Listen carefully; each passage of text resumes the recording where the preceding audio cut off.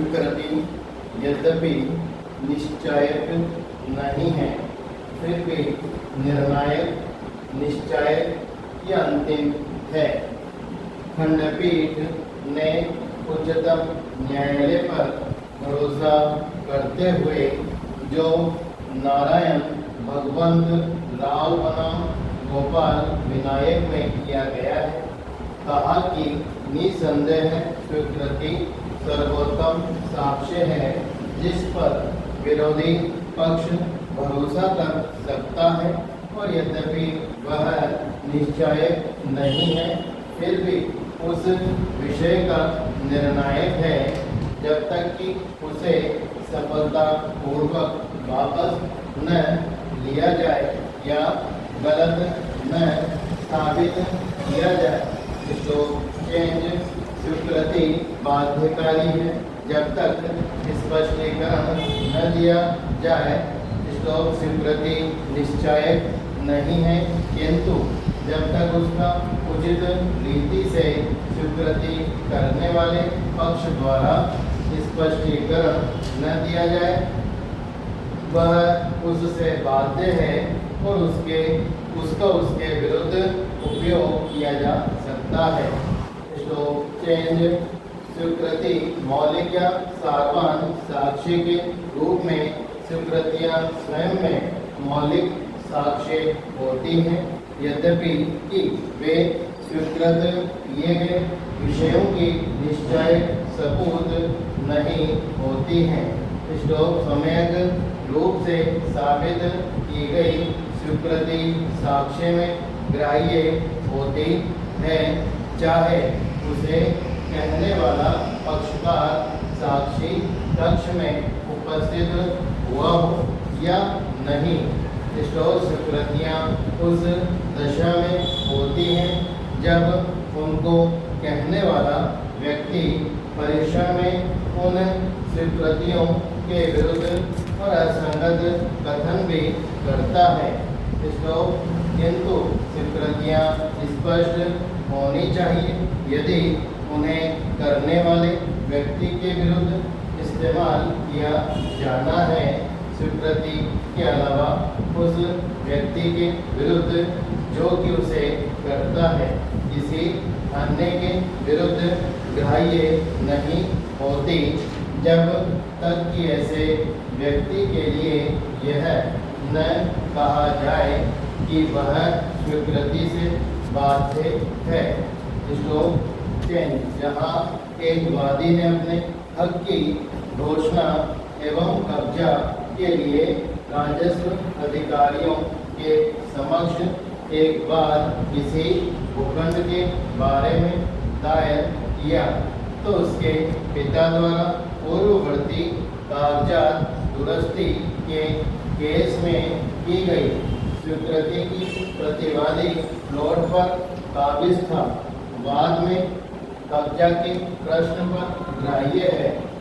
सेहत कागजात के केस मुख्यतया कब्जे के आधार पर निर्णित किए जाते हैं।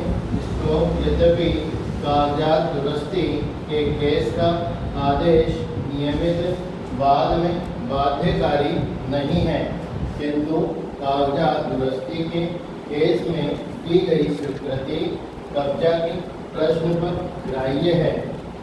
बाद की विषय वस्तु में कई व्यक्ति हितबद्ध हैं।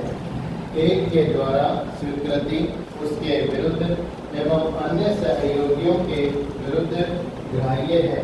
धारा 18। एक व्यक्ति अपने द्वारा निष्पादित किए गए दस्तावेज में स्वीकृति द्वारा बाध्य है।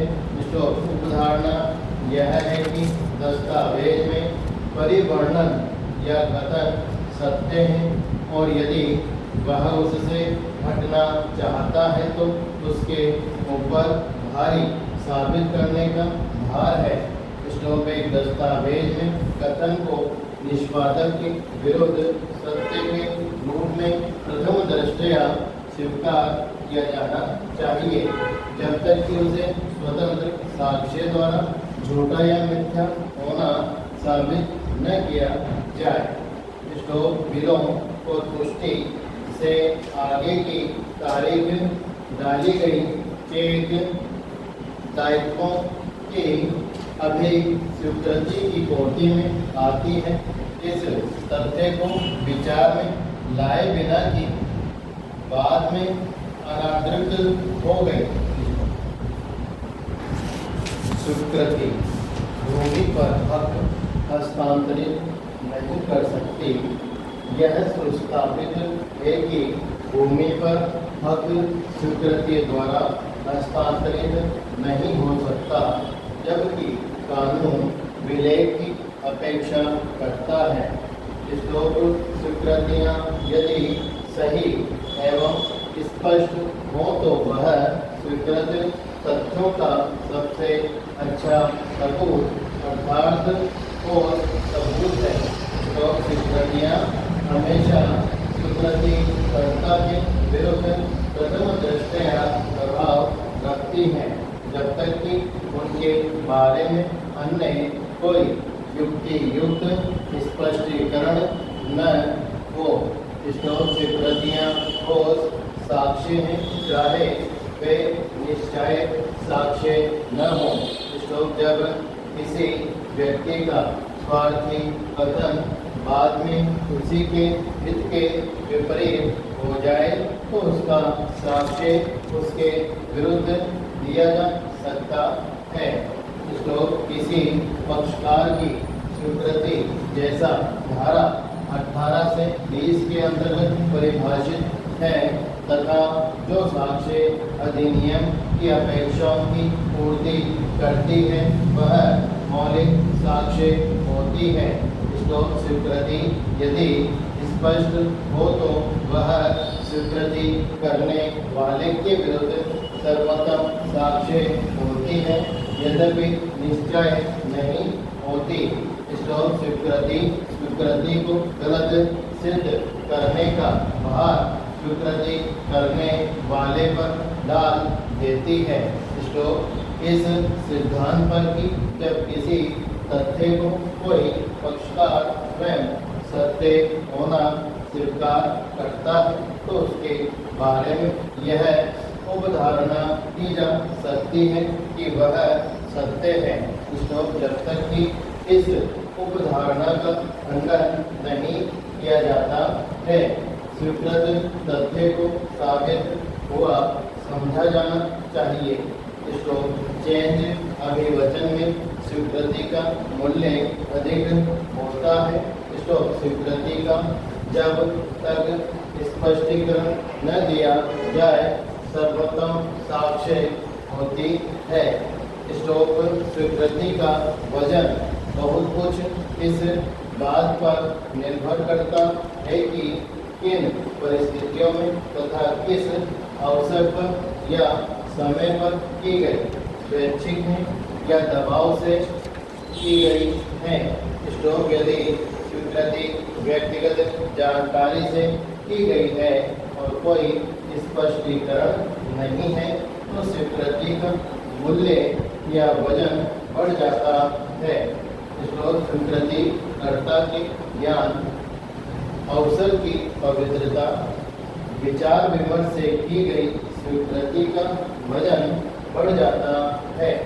श्लोक यह दिखाने का भार की स्वीकृति असत्य है उस व्यक्ति पर होता है जो उससे छुटकारा पाना चाहता है। श्लोक दस्तावेज में परिवर्तन या कथन दस्तावेज के पक्षकारों के विरुद्ध साक्ष्य हैं तथा बाध्यकारी है। श्लोक चेंज ये कथन स्वीकृतियाँ जिन्हें कार्यवाही के किसी पक्षकार ने किया हो या ऐसे किसी पक्षकार के ऐसे किसी अभिकर्ता ने किया हो जिसे मामले में परिस्थितियों में न्यायालय उन कथनों को करने के लिए उस पक्षकार द्वारा अभिव्यक्त या विवक्षित रूप से प्राधिकृत किया हुआ मानता है। श्लोक चेंज बाद के ऐसे पक्षकारों द्वारा जो प्रतिनिधिक हैसियत में वाद ला रहे हों या जिनका प्रतिनिधिक हैसियत में वाद लाया जा रहा हो, किए गए कथन जब तक कि वे उस समय न किए गए हों जबकि उनको करने वाला पक्षकार वैसी हैसियत धारण करता था, स्वीकृतियां नहीं हैं द्वारा किए गए हैं जिनका कार्यवाही की विषय वस्तु में कोई सांविधिक या धन संबंधी हित है और जो इस प्रकार हितबद्ध व्यक्तियों की हैसियत में वह कथन करते हैं अथवा चेंज उस व्यक्ति द्वारा जिससे हित व्युत्पन्न हुआ हो ऐसे व्यक्तियों द्वारा किए गए हैं जिनसे वाद के पक्षकारों का वाद की विषय वस्तु में अपना हित व्युत्पन्न हुआ है, यदि वे कथन उन्हें करने वाले व्यक्तियों के हित के चालू रहने के दौरान किए गए हैं। श्लोक ऐसे व्यक्ति जिनकी स्वीकृति सुसंगत है, धारा 18 के प्रथम भाग में कार्यवाही के पक्षकार ऐसे पक्षकार के एजेंट ब्रैकेट अभिकर्ता ब्रैकेट और ऐसे पक्षकार जो प्रतिनिधि की हैसियत में है ब्रैकेट प्रतिनिधिक हैसियत वाले व्यक्तियों के कथन ब्रैकेट शामिल हैं। श्लोक धारा का दूसरा भाग ऐसे व्यक्तियों द्वारा किए गए कथन के बारे में जो बाद में पक्षकार तो नहीं है ब्रैकेट अन्य व्यक्ति ब्रैकेट परंतु उनके कथन इसलिए सुसंगत मान लिए गए हैं क्योंकि वह पक्षकारों की स्थिति पर प्रभाव रखते हैं। तो इसी प्रकार धारा 19 और 20 में कुछ ऐसे व्यक्तियों के कथनों को सुसंगत बनाया गया है जो बाद में पक्षकार तो नहीं है परंतु उनके कथन पक्षकारों की स्थिति पर प्रभावी होते हैं। तो वे एक प्रकार से वाद से अपरिचित होते हैं, तो फिर भी उनके कथन बाद में स्वीकृत मान लिए जाते हैं, तो उनकी स्वीकृति को अन्य पक्षकार द्वारा स्वीकृति या प्रतिनिधिक स्वीकृति कहते हैं। तो धारा 18, 19 और 20 की विषय वस्तुओं को मिलाकर देखा जाए तो यह कि निम्नलिखित व्यक्तियों के कथन स्वीकृति के रूप में सुसंगत माने जाते हैं। 1. वाद के पक्षकार, 2. पक्षकारों के अभिकर्ता, 3.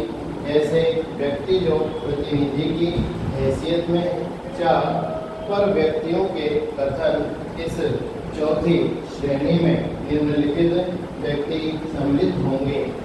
पर ऐसे व्यक्ति जो वित्तीय या स्वामित्व का हित रखते हैं, पर ऐसे व्यक्ति जिनसे पक्षकारों ने हित प्राप्त किया है, तो वह ऐसे व्यक्ति जिनकी स्थिति विवाद्य या सुसंगत है, तो ऐसे व्यक्ति जिनको पक्षकारों ने रेफरी बनाया है।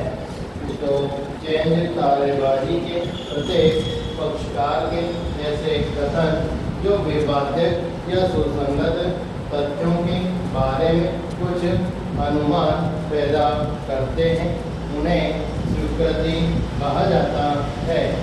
तो वे पक्षकार द्वारा पूर्व कार्यवाही में अपने लिखित कथन में किए गए कथन को बाद की कार्यवाही में उसके विरुद्ध सुसंगत माना गया और उच्चतम न्यायालय ने कहा कि ऐसे साक्ष्य को निर्णायक साक्ष्य न होते हुए भी वजन दिया जा सकता है, विशेषकर तब जबकि इसके विरुद्ध कोई युक्तियुक्त तथा स्वीकारनीय बात न की गई है कि उनमें से एक का कथन उसके सहवादियों या सह प्रतिवादियों के विरुद्ध सुसंगत हो या नहीं।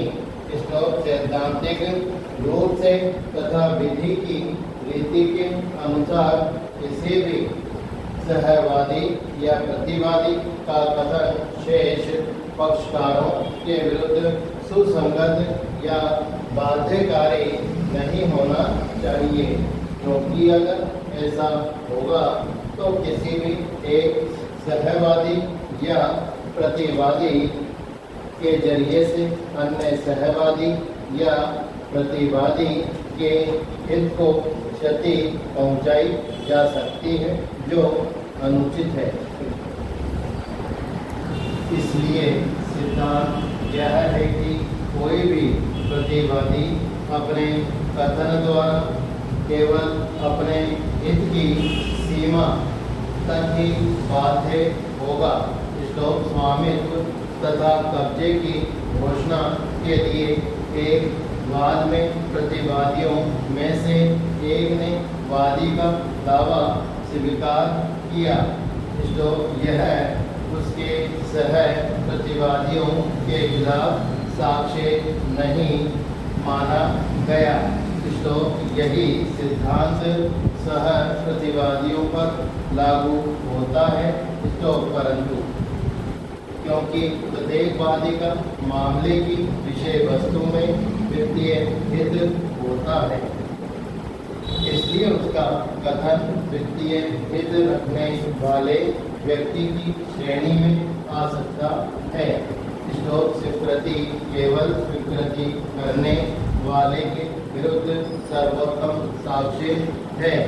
श्लोक यदि किसी सिद्धांत के कारण वह किसी सहपक्षकार के खिलाफ सुसंगत हो तो उच्चतम न्यायालय ने कश्मीरा सिंह बनाम स्टेट ऑफ मध्य प्रदेश बताया है कि ऐसी स्वीकृतियों को सह पक्षकारों के विरुद्ध इतना महत्व या वजन नहीं दिया जा सकता है कि वह उसके अधिकार या दायित्वों का आधार बन सके। श्लोक जहाँ प्रश्न दान विलेख के असली होने से संबंधित था, एक सहवादी का यह स्वीकार करते हुए कथन की विलेख कूटरचित नहीं था, सभी वादियों के विरुद्ध साक्ष्य माना गया।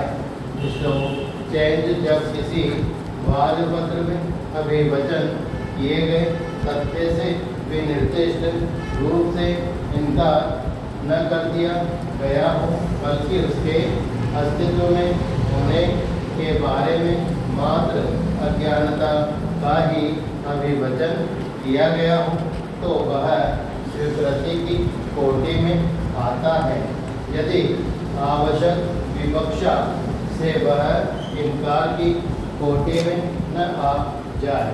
श्लोक चेंज पक्षकार पदनाम से में विधि सिर्फ उन्हीं को सम्मिलित नहीं करती जो उस हैसियत से अभिलेख में उपस्थित होते हैं, परंतु उन व्यक्तियों को भी जो इस प्रकार बिना उपस्थित हुए वास्तव में कार्यवाही के पक्षकार हैं। श्लोक ऐसे व्यक्ति जो वाद के पक्षकार तो नहीं है, परंतु वाद की विषय वस्तु में हित रखते हैं, उन्हें विधि द्वारा वास्तविक पक्षकार समझा जाता है और तदनुसार उनकी स्वीकृति का उतना ही मूल्य होता है जैसे कि अभिलेख पर पक्षकार हो। श्लोक इसके विपरीत जो अभिलेख पर पक्षकार मुकदमे के विवादन में कोई लाभकारी हित नहीं रखते हैं, उन व्यक्तियों को यह अनुमति नहीं है कि वे अपनी स्वीकृति द्वारा जिसके लिए वे कार्य कर रहे हैं उनके अधिकारों को प्रभावित करें। श्लोक दूसरे शब्दों में उन सभी संबंधों में मौलिक हित न कि अभिलेख का प्रारूप निश्चय आधार माना जाता है। उदाहरणार्थ अवयस्क के लिए संरक्षक द्वारा लाए गए वाद में अवयस्क के विरुद्ध संरक्षक का कथन स्वीकृति नहीं होगी। स्टॉप एक वाद या कार्यवाही के पक्षकार द्वारा विवाद में तथ्य की स्वीकृति एक बहुत ही महत्वपूर्ण साक्ष्य है। स्टॉप यह निर्णित किया गया है कि जो पक्षकार द्वारा सत्य के रूप में स्वीकार किया गया हो उसे सत्य के रूप में तब तक उपधारित करना चाहिए जब तक कि इसके विपरीत प्रदर्शित न कर दिया जाए।